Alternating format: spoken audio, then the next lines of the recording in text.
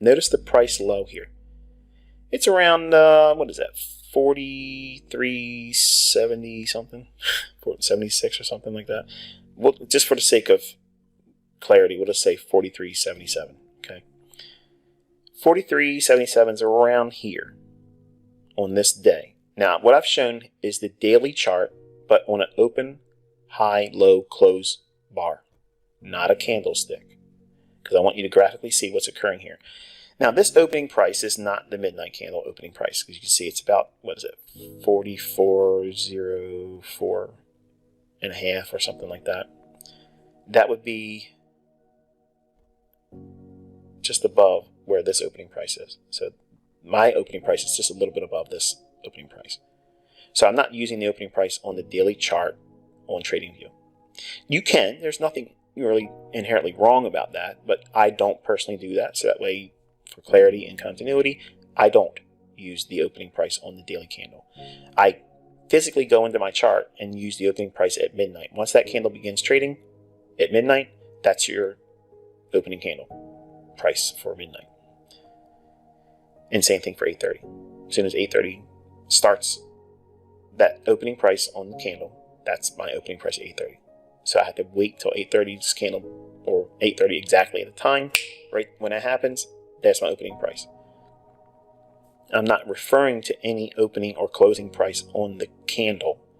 Okay, what I'm forecasting with my analysis concepts and teaching my students is I'm teaching them to anticipate these types of moves.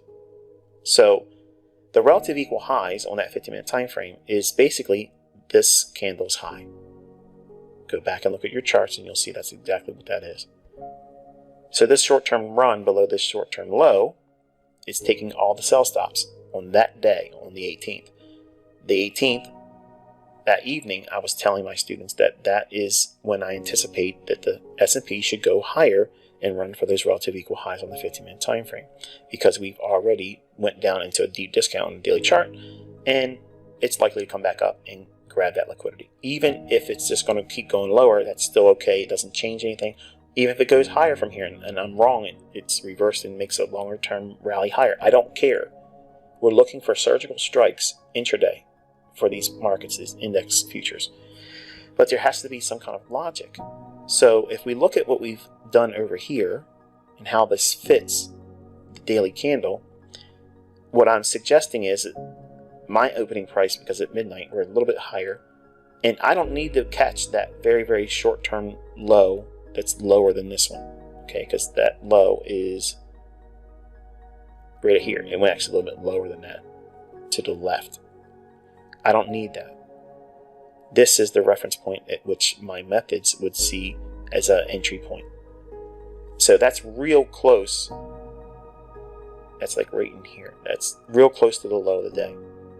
I don't need to have the low of the day. You don't need to have the low of the day.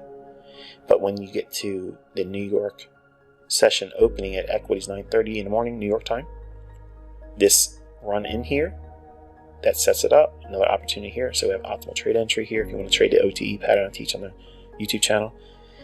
And then it rallies up. And then you're running all the way up the daily range until we get to this candle's high here, which is the relative equal highs on the 15-minute time frame. Go back into your charts and you'll see that. Okay, this is what backtesting does. It gives you the logic. So what's occurring here is what?